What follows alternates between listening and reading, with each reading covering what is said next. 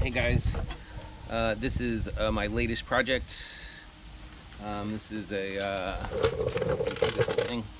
This is a Vermeer SC252 stump grinder, and I bought this a long time ago like this, and it just came just like this. There was no motor. It was apparently the motor blew up, and so that was that.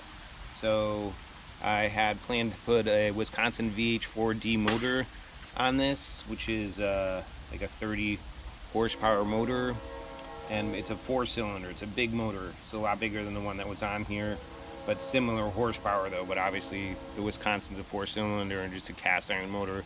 It's heavier, it's got a lot more torque. So we're gonna try to set this up like this. So I did some preliminary work already. So this is, I'm going to use this guy as the mounting plate for the Wisconsin. And so you can see where this is going. So this is the mounting plate that was for the original motor.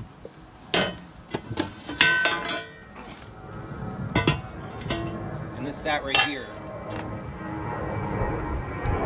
This just sat like this, and there are bolts that came through here so you could adjust it.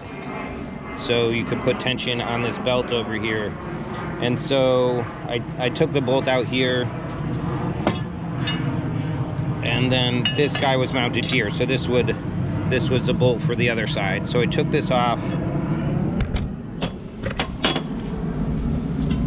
and then so I'm going to weld this piece. This piece is just to hold it, but I'm going to weld this piece on here like this, and then so I made these other little pieces to go under here for strength, just to extend this track out.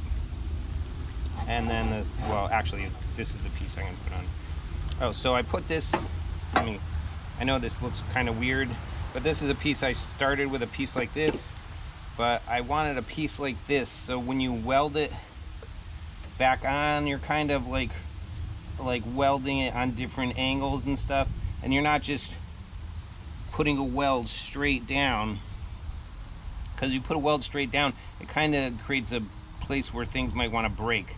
But if you kind of like do a weird shape like this, it like distributes the stress differently. So anyways, that's what we're going to do for that. And actually this will go up here like this, and the other piece will go. Anyways, you'll see what happens.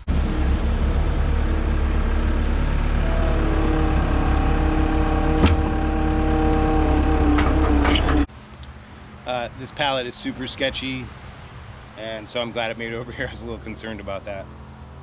Here, check this out, guys.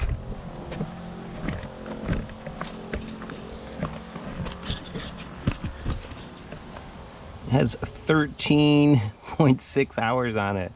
You can see the dates that they changed stuff. The last time it was serviced had 12.7 hours on it. So I'm not sure exactly what this is. think this is some kind of speed controller or something like that, because it was a generator, so it had to have a consistent RPM, I guess. So maybe that's why, I'm not sure. And so we're gonna have to pull this pulley off. I bought a ridiculously expensive electric clutch to put on here, and I probably paid too much for it, but that's what I got.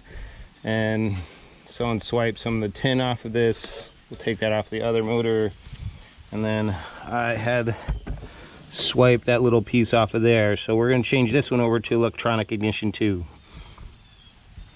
And obviously we'll change the oil and the filter and all that stuff when we get around to it.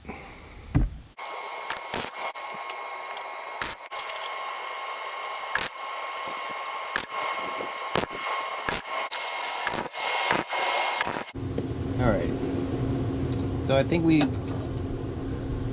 got that tacked together pretty well, so let's take the clamps off and see what we've got. Okay, so we don't want this piece to drop down. We want this to stay level, so let's see how we did. Okay, great. So like, I didn't really see that move at all, so that means that this piece is really level, assuming that this piece of angle iron right here is flat.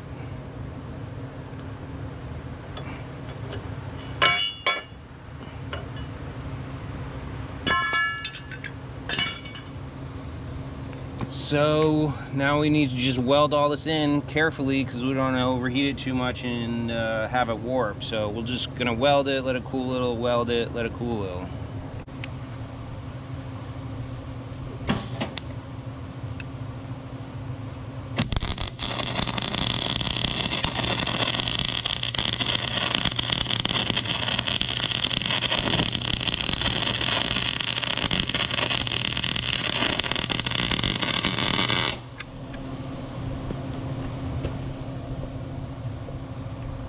So we're gonna just grind that flat afterwards. We're gonna weld it from the bottom side too.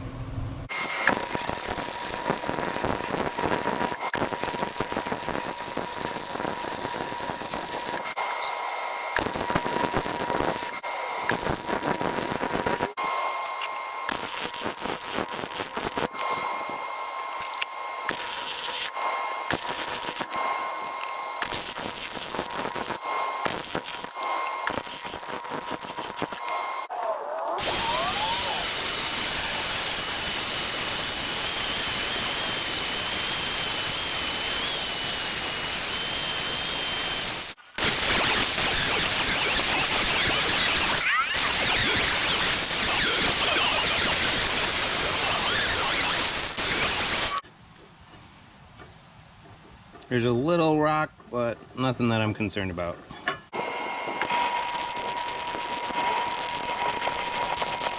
All right, so we got these rails welded up here. We extended them out a little further. So this is all just sitting right here, and I can see about where I want the holes to go. And I, obviously did some measuring and stuff. So, but I actually just roughly sketched where I want it to go, just so there's no confusion when you get to the drill press and everything, and you're trying to get this thing right.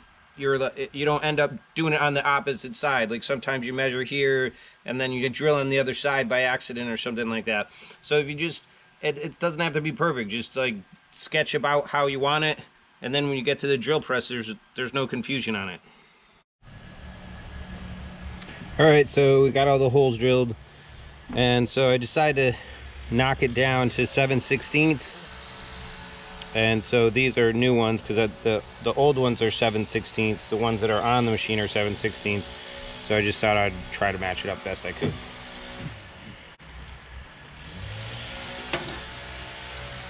So now we just need to connect the holes.